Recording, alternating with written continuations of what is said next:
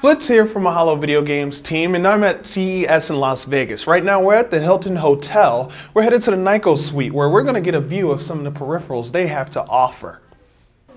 So next is the Xbox 360 peripherals and add-ons. What can you tell me about those? We have a couple of new redesigned, or I should say new versions of some of the classic accessories we had for 360.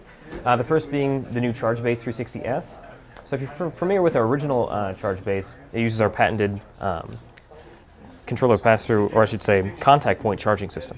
Most 360 charging solutions require you to pull out the battery pack, place it into a separate charging dock, or to attach a cable to the top and plug it into your console and leave that on while you recharge your controller.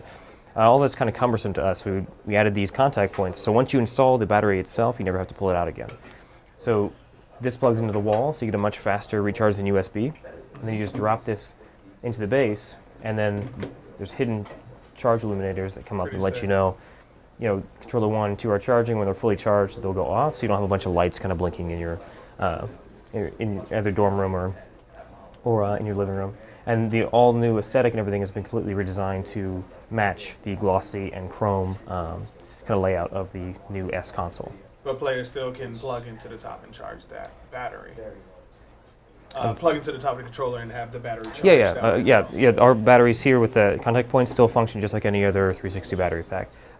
One other nice added feature, we put a hidden USB port in the front. So if you want to plug in your cell phone, MP3 player, or any other USB powered device and charge it off of this. That's really, well. I can't see it from here. So yeah, well hidden. It's like the entrance to the Batcave. You don't know where it is until somebody pokes their finger into it.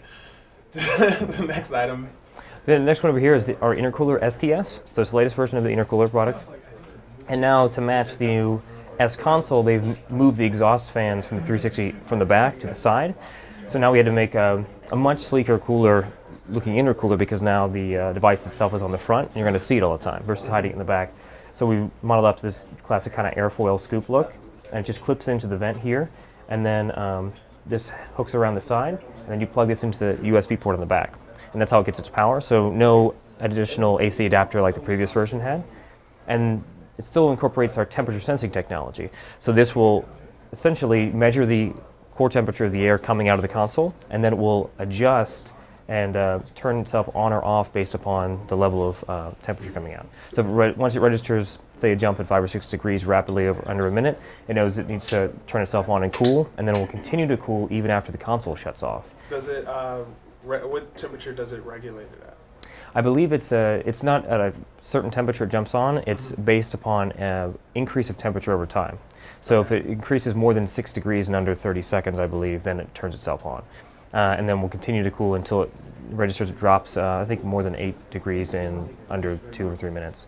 And then it'll shut itself off. So sometimes we'll remain on even after the console's off until it can tell that the air is cool enough, and then it'll turn itself off. Is there ever a need for cleaning or worry about dust or anything? No, that's the nice thing about the intercooler is it's an exhaust fan that helps dramatically increase the airflow out of the console. It doesn't blow any sort of air into the console where you would get kind of that kind of clog and sucking in dust from all the outside.